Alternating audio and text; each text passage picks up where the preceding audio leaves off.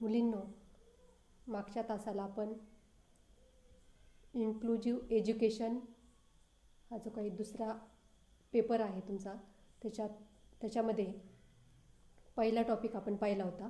आज आपल्याला दुसरा टॉपिक सुरू करायचा आहे की ज्या टॉपिकचं नाव आहे बौद्धिक व मानसिकदृष्ट्या भिन्नता असलेल्या मुलांची कारणे, वैशिष्ट्ये व गरजा जाणून घेणे. जसं पहिल्या टॉपिकची सुरुवात केली होती आपण, त्याच्यामध्ये एक प्रश्न घेतला होता की जे तुम्हाला 10 मार्काला येऊ शकतो असं सांगितलं होतं मी. तसंच ह्या सेकंड मॉड्यूलमधला जो काही दुसरा टॉपिक आहे आपण सुरुवात करू ते प्रश्नांनीच कशा पद्धतीने प्रश्न येऊ शकतो हे आपण पाहू याच्यामध्ये. तर याच्यामध्ये प्रश्न 10 मार्काला असा येऊ शकतो: बौद्धिक व मानसिकदृष्ट्या भिन्नता असलेल्या मुलांची कारणे, वैशिष्ट्ये व उपाययोजना सुचवून शिक्षकाची भूमिका स्पष्ट करा. जसं आपण पहिल्या टॉपिकमध्ये पाहिलं तशाच प्रकारे, परंतु सुरुवातीला आपण जे मुलं पाहिले ते कुठल्या प्रकारची होती? शारीरिक भिन्नता असलेली, की ज्याच्यामध्ये 4 प्रकारची मुलं पाहिली आपण. तशाच प्रकारची, परंतु इथं कुठले मुलं पाहिजेत आपल्याला? तर बौद्धिक व मानसिकदृष्ट्या भिन्नता असलेली मुलं पाहिजे आहेत. मग जसं त्या टॉपिकमध्ये आपण 4 प्रकारची मुलं पाहिली, तसेच इथं आपल्याला या टॉपिकमध्ये दुसऱ्या टॉपिकमध्ये 3 प्रकारची मुलं पाहिजे आहेत. सुरुवातीला आपल्याला पाहिजे आहेत मतिमंद मुले, नंतर पाहिजे आहेत प्रतिभावान किंवा गिफ्टेड चाइल्ड. दुसऱ्या प्रकारची मुलं कुठली आहेत? तर प्रतिभावान किंवा गिफ्टेड चाइल्ड. आणि तिसऱ्या प्रकारची मुलं पाहिजे आहेत सृजनशील बालकांचे शिक्षण किंवा सृजनशील मुले. तर जसं आपण पहिल्या टॉपिकची सुरुवात करताना शारीरिक भिन्नता असलेली पहिली मुले पाहिली होती. दृष्टीहीन किंवा अंधदृष्टी असणारे, त्याची प्रस्तावना, व्याख्या, प्रकार, वैशिष्ट्ये, ते मुलं ओळखण्यासाठी पडताळा सूची, नंतर त्यांची कारणे आणि शैक्षणिक उपक्रम किंवा उपाययोजना. तशाच प्रकारे एकानंतर एक आपण बौद्धिक व मानसिकदृष्ट्या भिन्नता असलेल्या मुलांची, मग ती मतिमंद असतील, ती प्रतिभावान असतील किंवा सृजनशील बालकं असतील, त्यांचे एकानंतर एक पाहणार आहोत. सुरुवातीला आपल्याला मुलं पाहिजे आहेत ती पहिल्या प्रकारची, की ज्याचं नाव आहे मतिमंद मुले. कुठल्या प्रकारची आहेत? मतिमंद मुले. तर त्याच्यामध्ये आपल्याला माहिती आहे की शारीरिक भिन्नता जेव्हा मुलामध्ये असते, मग ती अंधदृष्टी असेल तर आपण चष्मा वापरून त्यांना बऱ्यापैकी सामान्य लोकांसारखं करू शकतो. कर्णबधिर असेल त्यांना आपण श्रवणयंत्र देऊ शकतो. किंवा अपंग, पाय नसेल तर कृत्रिम पाय बसून त्यांना सामान्य स्थितीत आणू शकतो. परंतु आत्ता जी आपल्याला मुलं पाहिजे आहेत ती कशी आहेत? तर बौद्धिक व मानसिकदृष्ट्या भिन्न असलेली. म्हणजेच काय? तर मतिमंद मुले म्हणजेच जो काय आपला शरीरातला महत्त्वाचा अवयव, की ज्याला मेंदू असं म्हटले, सगळ्यात महत्त्वाचा अवयव, जसं आपलं हृदय महत्त्वाचं आहे, जे जन्मल्यापासून मृत्यूपर्यंत चालू असतं. End of the heart is the end of the life.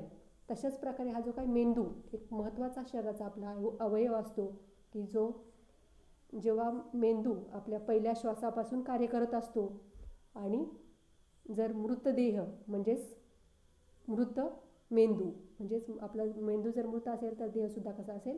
मृत असेल. म्हणजे एवढं ह्या मेंदूचं महत्त्वाचं कार्य आहे. मग हा जो मेंदू आहे तो आपल्या पूर्ण शरीराचं नियंत्रण करतो. मग तो श्वासाचं नियंत्रण असेल, वेगवेगळे हार्मोन्स असतील, थोडक्यात संतुलन ठेवण्याचं कार्य. मग ते शारीरिक असतील, थोडक्यात बाह्य गोष्टी, धावणे असेल, खेळणं असेल, कसरती करणं असेल, स्वतःला पडताना सावरणं असेल, चालणे असेल, ह्या सगळ्या शारीरिक क्रियासुद्धा आपण त्या मेंदूद्वारेच करत असतो. आणि मानसिक क्रिया, की ज्याच्यामध्ये मग स्मरणशक्ती येते, विचारशक्ती येते, भावनिक शक्ती येते, हे सगळं नियंत्रण कोण करत असतं? मेंदू करत असतो. मग अशा मेंदूला, की ज्या मेंदूला आपल्या शरीरामध्ये अनन्यसाधारण असं महत्त्वाचं आहे किंवा सगळ्यात महत्त्वाचा असा अवयव आहे, आणि तोच अवयव जर या बौद्धिक व मानसिकदृष्ट्या भिन्नता असलेल्या मुलांमध्ये कमी विकसित असेल तर काय होते हे आपल्याला या पहिल्या प्रकारच्या मुलामध्ये पाहायचं आहे की ज्याचं नाव काय आहे, मतिमंद मुले. त्याचा सुरुवात आपण प्रस्तावना देऊन करायची आहे. तर प्रस्तावनामध्ये असं सांगता येईल, मानसिक अपंगत्व हा अपंगाच्या प्रकारातील अतिशय कठीण असा प्रकार आहे.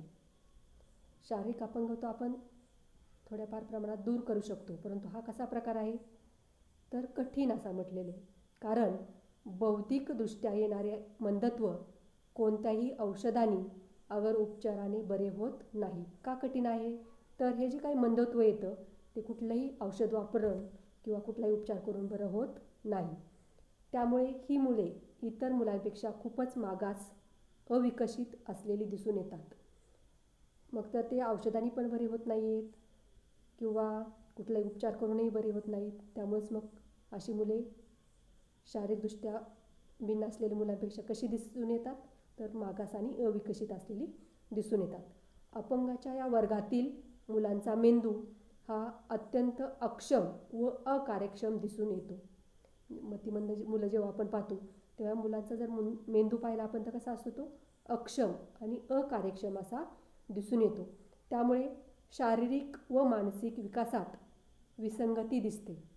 थोडक्यात आपल्याला माहिती आहे की मेंदू महत्त्वाचा अवयव आहे आणि मग तो शारीरिक म्हणजे चालणं बोलणं असेल, स्वतःला पडताना सावरणं असेल किंवा मानसिक मग स्मरणशक्ती असेल, विचारशक्ती असेल, भावनिक शक्ती असेल, याचं नियंत्रण जर मेंदूच करतो तर हा जर कमी प्रमाणात विकसित झाला तर काय होईल तर मानसिक आणि शारीरिक विकासात विसंगती दिसते. शिकण्यासाठी या मुलांना इतर मुलांपेक्षा खूपच जास्त वेळ लागतो आणि बाहेरील समाजात समायोजन साधताना कठीण जाते. ही झाली प्रस्तावना. मग याच्यावरून आपण व्याख्या काय करू शकतो तर पहिली व्याख्या आहे, ज्या व्यक्तींची शरीराची वाढ होते परंतु मानसिक वाढ खुंटलेली असते त्यास मतिमंदत्व असे म्हणतात. ज्या व्यक्तीची शरीराची वाढ झालेली दिसून येते परंतु मानसिक वाढ की ज्याच्यामध्ये स्मरणशक्ती आहे, विचारशक्ती किंवा भावनिक शक्ती जी म्हणतो आपण ती झालेली नसते, अशा मुलांना किंवा अशा प्रकाराला काय म्हटले मतिमंदत्व असे म्हटलेलं आहे. हा झाला पहिली व्याख्या. दुसरी व्याख्या करता येईल, बुद्धीचे अपंगत्व म्हणजे मतिमंदत्व होय. बुद्धी आणि त्याचंच अपंगत्व म्हणजे बुद्धी व्यवस्थित काम न करणं थोडक्यात म्हणजेच काय आहे मतिमंदत्व होय. तिसरी व्याख्या देता येईल, ज्या मुलांचा बुद्ध्यांक 70पेक्षा कमी असतो ती मुले बौद्धिकदृष्ट्या अक्षम किंवा मतिमंद म्हणून ओळखली जातात. पण आपण मतिमंद मुले पाहतोय. मग अशी मुले म्हणजे काय तर ज्या मुलांचा बुद्ध्यांक किती असेल 70पेक्षा कमी असेल ती मुले बौद्धिकदृष्ट्या मग ती स्मरणशक्ती असेल, विचारशक्ती असेल, भावनिक शक्ती असेल, याचं नियंत्रण जो मेंदू करतो त्या मेंदूचंच नियंत्रण ज्या मुलामध्ये नसेल त्या मुलांना काय म्हटलेले बौद्धिकदृष्ट्या अक्षम किंवा मतिमंद म्हणून ओळखले जातात. किंवा शेवटची व्याख्या अशी करता येईल, सातत्याने मंद गतीने प्रगती करणाऱ्या विद्यार्थ्यांना मंदगती विद्यार्थी असे म्हणतात. म्हणजे जी काही गती असती प्रगती करण्याची ती कशी असते हळूहळू असते, मंद गतीने असतात. म्हणून अशा मुलांना सातत्याने परंतु मंद गतीने प्रगती करणाऱ्या विद्यार्थ्यांना मंदगती विद्यार्थी असे म्हणतात. त्याच्यानंतर आपल्याला पाहिजे आहेत मतिमंदत्वाचे प्रकार. कुठले कुठले प्रकार आहेत तर 4 वेगवेगळे प्रकार आहेत. पहिला आहे सौम्य मतिमंदत्व. सौम्य मतिमंदत्व. मग सौम्य मतिमंदत्व की ज्याला माइल्ड अशा प्रकारचं मतिमंदत्व म्हणू शकतो. त्याचा बुद्ध्यांक 50 ते 70पर्यंत असतो. दुसरा प्रकार आहे मध्यम मतिमंदत्व की ज्याला मॉडरेट मतिमंदत्व म्हणू शकतो आपण, ज्याचा बुद्ध्यांक 35 ते 49पर्यंत असतो. तिसऱ्या प्रकारची मुले की ज्याला कडक किंवा अतितीव्र मतिमंदत्व सिव्हिअर अशा प्रकारचं मतिमंदत्व त्यांच्यात असतं. त्यांचा बुद्ध्यांक जर पाहिला तर 20 ते 34पर्यंत असतो. आणि चौथ्या प्रकारचं मतिमंदत्व की ज्याला गंभीर मतिमंदत्व असं म्हटलं आहे की ज्याला प्रोफाऊंड मतिमंदत्व असं म्हणू शकतो की ज्याचा बुद्ध्यांक 20हून सुद्धा कमी असतो. 20हून सुद्धा कमी असतो की ज्याला गंभीर असं मतिमंदत्व म्हटलेलं आहे. आता आपल्याला पाहायचं आहे मतिमंदत्वाची वैशिष्ट्ये. काय वैशिष्ट्य असतं अशा मतिमंद मुलामध्ये तर पहिलं वैशिष्ट्य आहे शैक्षणिक संपादन सदैव घटत असते. शैक्षणिक संपादन सदैव घटत असते. म्हणजेच जे काही सामान्य मुलं पाहतो आपण, ते जे शैक्षणिक संपादन ते करतात, मग काही ठराविक काळात समजा त्यांना खेळण्याची बागडण्याची सवय असेल, परंतु जसं त्यांच्या बुद्धीत किंवा भावनिक शक्ती त्यांची वाढते, तसं त्यांना अभ्यास करू वाटणं किंवा शैक्षणिक कार्यात इंटरेस्ट येणं आणि त्या पद्धतीने ते कार्यरत होतात. परंतु ह्या मुलांकडे जर पाहिलं तर शैक्षणिक संपादन त्याचं वाढण्याऐवजी काय होताना दिसतं आपल्याला, तर घटत जाताना दिसतं. दुसरं वैशिष्ट्य आहे अवधान कक्षा अल्प असते. तर अवधान कक्षा म्हणजेच सामान्य मुलं जर पाहिले आपण तर त्यांची लक्षपूर्वक ऐकणं हा जो प्रकार दिसतो की आपल्याला शिक्षक जे सांगतायत तो प्रश्न किंवा तो अभ्यास आपल्याला कुठंतरी नंतर प्रश्नपत्रिकाच्या जे असते त्याच्या उत्तराच्या स्वरूपात द्यायचं आहे आणि त्यानुसार आपल्याला आपलं ध्येय जे काय आहे ते गाठायचं आहे. हे सामान्य मुलांच्या जसं डोक्यात असतं तसं या मुलांकडे लक्ष देण्याची जी कुवत म्हणतो आपण, लक्षपूर्वक ऐकण्याची कुवत, ही एकदम कमी प्रमाणात असते. म्हणजेच अवधान कक्षा यांची अल्प असते. तिसरा वैशिष्ट्य आहे स्मरणशक्ती दुर्बल असते. त्यांची स्मरणशक्ती जर पाहिली तर दुर्बल अशा प्रकारची असते. तर आपण पाहिलं की मतिमंद मुलामध्ये त्यांचा जो काही स्मरणशक्ती म्हणजे मानसिक त्यांच्या मेंदूचा जो काही मानसिक भाग म्हणतो आपण, तोच विकसित झालेला नसतो. म्हणजे स्मरणशक्ती असेल, विचारशक्ती किंवा भावनिक शक्ती की ज्याचं नियंत्रण मेंदू करतो, त्याच्यामध्येच जर डिफेक्ट असेल तर काय असणार आहे, तर त्याची जी स्मरणशक्ती असणार आहे ती नक्कीच काय असणार आहे, दुर्बल किंवा कमी प्रमाणात असणार आहे. म्हणजे सामान्य मुलांना जसं आपण 2 वेळा सांगितल्यावर 3 वेळा सांगितल्यावर समजेल, त्यांच्या स्मरणात राहील, तसं या मुलांच्या बाबतीत घडत नाही. त्यांना खूप वेळा सांगावं लागतं, म्हणजे त्यांची स्मरणशक्ती ही दुर्बल असते. पुढचं वैशिष्ट्य आहे आत्मविश्वासाची कमतरता. आता जो आत्मविश्वास सामान्य मुलाच्यात दिसतो, त्यांनी स्वतःबद्दल त्याचं एक अस्तित्व असतं, आपल्याला हे करायचं आहे, आपण हे करू शकू, ही जी काही स्वतःची पॉझिटिव्ह थिंकिंग असते, ही पॉझिटिव्ह थिंकिंगच या मुलामध्ये, मतिमंद मुलामध्ये किंवा मेंदू विकसित न झालेल्या स्टेजमध्ये आपण पाहतो की ज्याच्यामध्ये त्यांना फक्त निगेटिव्ह गोष्टी दिसतात. मी हे करू शकणार नाही किंवा डिप्रेशन आलेलं त्यांच्यामध्ये दिसतं. म्हणजेच थोडक्यात आत्मविश्वासाची कमतरता, निगेटिव्ह थिंकिंग याच्यामध्ये जास्त आढळतं. पुढचं वैशिष्ट्य आहे वारंवार उजळणीची व सरावाची आवश्यकता. म्हणजेच जर स्मरणशक्तीच दुर्बल असेल तर त्यांना खूप वेळा उजळणी किंवा खूप वेळा सराव करावा लागतो. पुढचं वैशिष्ट्य आहे स्वतःची कामे करताना अडचणी. जसं सामान्य मुले उठल्यापासून ते झोपेपर्यंत हळूहळू जसं त्यांची वाढ होईल तसं ते एक एक काम किंवा सक्षम बनत जातात, प्रत्येक स्वतःचं कामं स्वतः करत राहतात. तसं ह्या मुलांना स्वतःची कामे किरकोळ असणार, परंतु ते करताना अडचणी जाणवतात. पुढचं वैशिष्ट्य आहे स्वतःच्या हालचालीवर नियंत्रण नसणे. आपण पाहिलं की हा जो मेंदू आहे आपला, की तो शारीरिक ज्या क्रिया असतात आपला, मग चालणे असेल, बोलणे असेल किंवा चालताना जे काय आपण संतुलन राखतो, स्वतःला पडताना सावरण्याची ही जी क्रिया सामान्य मुलांकडून, सामान्य व्यक्तीकडून होते, अशी क्रिया यांच्या बाबतीत दिसून येत नाही. म्हणजेच काय, तर स्वतःच्या हालचालीवर सुद्धा मेंदू अविकसित असल्यामुळं त्यांचं नियंत्रण नसतं. पुढचं वैशिष्ट्य आहे वैयक्तिक स्वच्छता करता येत नाही. मेंदूच डेव्हलप नाही, म्हणजेच शारीरिकदृष्ट्या मानसिकदृष्ट्या डिफेक्ट असल्यामुळं त्यांची आपण जे काय म्हणतो सामान्य मुलांच्या जी वैयक्तिक स्वच्छता एकदा त्यांना लक्षात आलं की असं असं करायला पाहिजे, त्यांनी असे रोग होतात.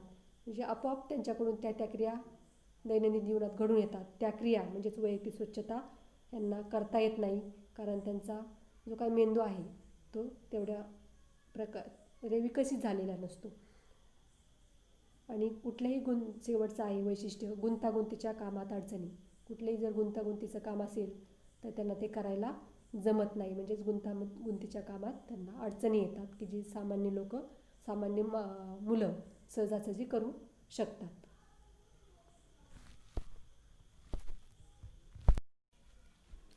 त्यानंतर आपण पाहणार आहोत मतिमंदत्व किंवा मानसिक अपंगत्व.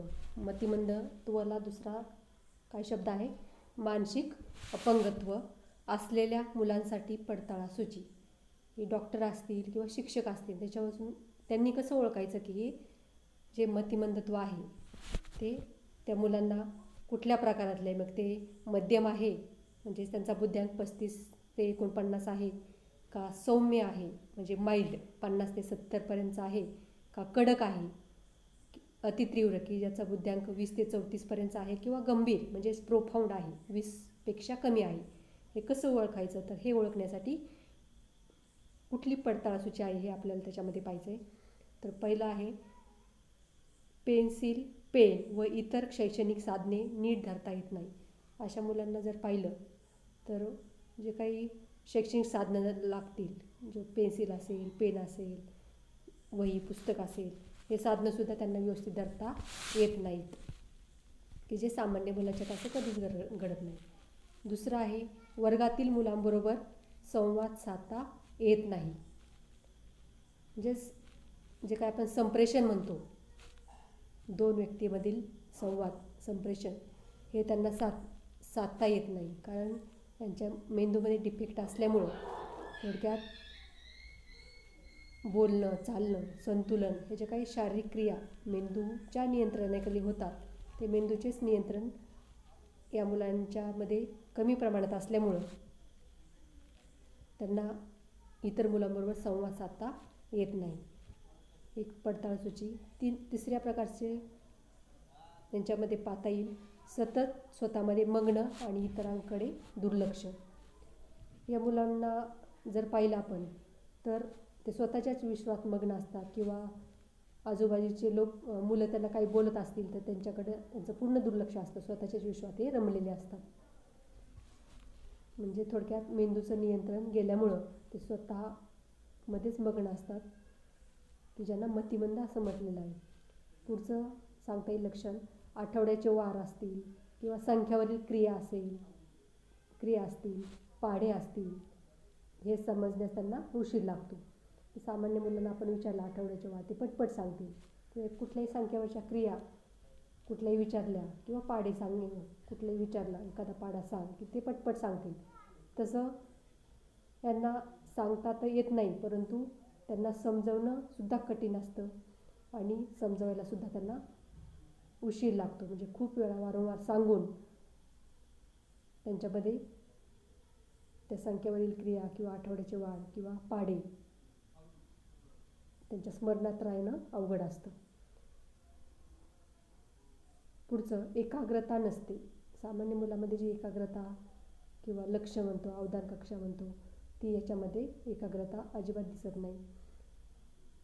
पुढचं लक्षण यांच्यामध्ये दिसतं स्वतःच्या गरजा सांगता येत नाहीत आणि जाणीव होत नाही.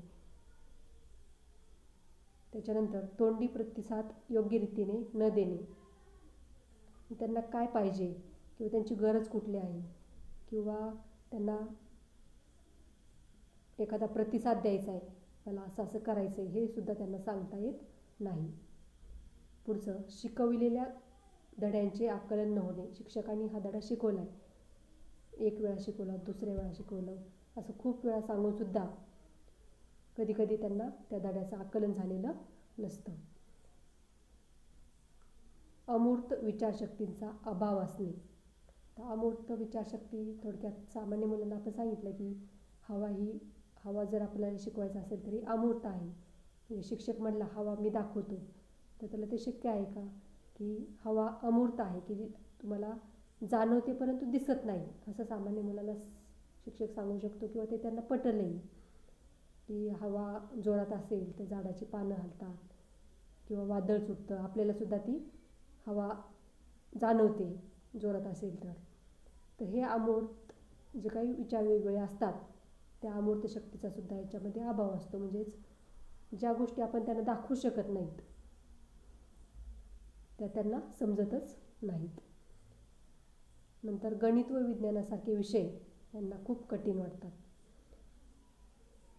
नंतर यांच्यामध्ये जर त्यांना काही लिहायला लावलं तर शब्द किंवा अक्षर असतील तर एक तर ते खूप जवळजवळ काढतील, म्हणजे गिचमीट करून ठेवतील, किंवा असे एकदम तुटक काढून ठेवतील, म्हणजे त्यांच्यात ताळमेळ त्यांच्या लिहिण्यात असत नाही. आणि शेवटचं लक्षण त्यांच्यामध्ये पडताळून सूचित दिसून येतं, भाषा विकासात कमी प्रगती असते. त्यांचा जर भाषा विकास पाहिला आपण तर त्यांच्यामध्ये खूप कमी प्रगती झालेली दिसून येते. चालणं, बोलणं, संतुलन राखणं, म्हणजे काय नियंत्रण म्हणतो आपण, संप्रेषण, दोन व्यक्तीबद्दल संवाद, भाषा विकास हा मेंदूचं नियंत्रण असल्यामुळे त्यांच्यामध्ये भाषा विकासासुद्धा कमी प्रगती झालेली आपल्याला दिसून येते. यानंतर आपण पाहणार आहोत मतिमंदत्वाची कारणे.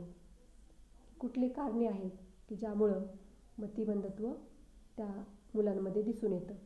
पहिलं कारण आहे अनुवंशिकता. जर आईवडिलांपैकी एकाला तो दोष असेल तर तो त्यांच्या अपत्यामध्ये येण्याची शक्यता असते.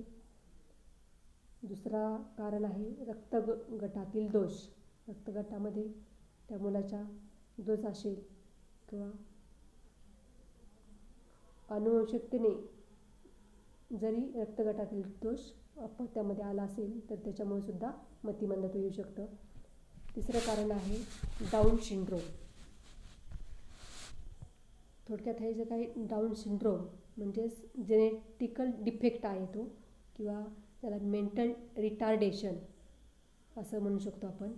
कशामुळे झालेला असतो तो, तर गुणसूत्रामध्ये दोष जर झाला तर डाऊन सिंड्रोम नावाचं डिफेक्ट तयार होतो, की जो जेनेटिक डिफेक्ट आहे. आणि हा जो डाऊन सिंड्रोम आहे गर्भधारणा होत असतानाच होतो आणि त्याच्यामुळे सुद्धा मतिमंदत्व येऊ शकतं.